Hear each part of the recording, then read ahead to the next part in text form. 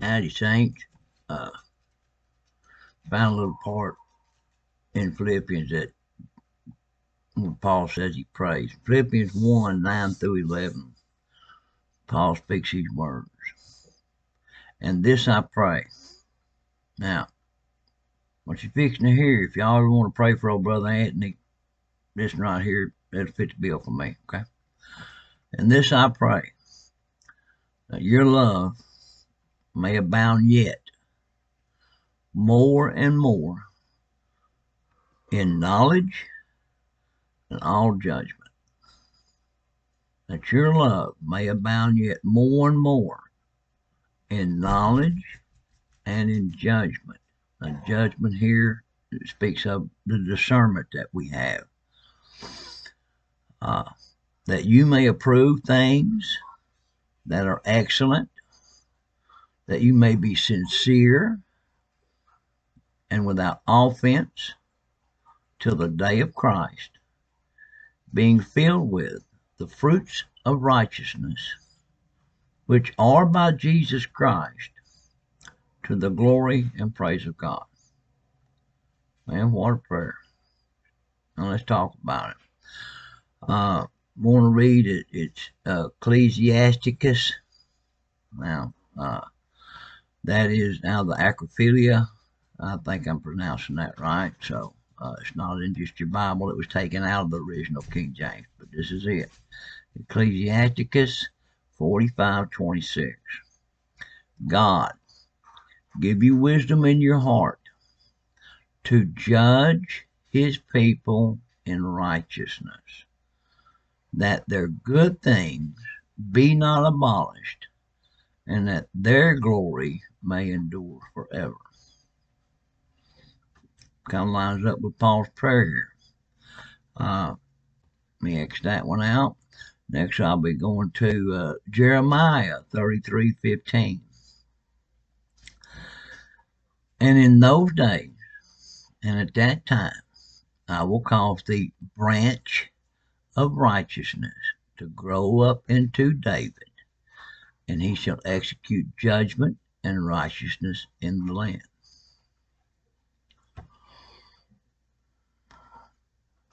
Now, the fruits of righteousness.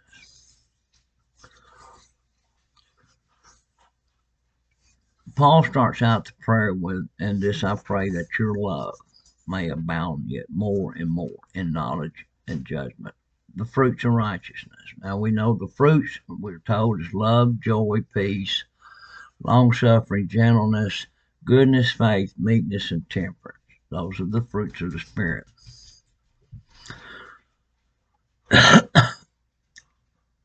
And love is the basis of all of those. That's what it lies. That's what Paul says, I hope your love may abound yet more and more.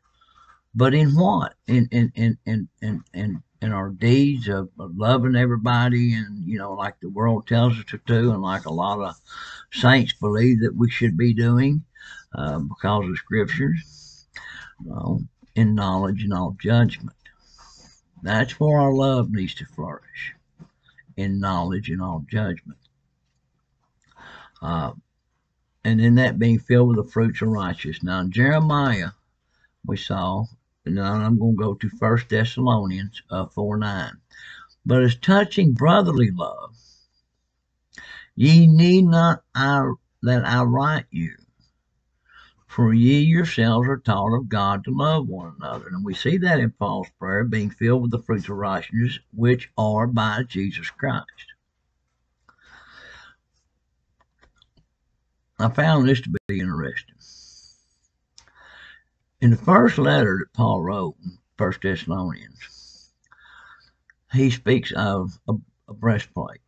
Now, we all know the one in Ephesians, but let's see what Paul refers to it here first as. 1 Thessalonians 5:8.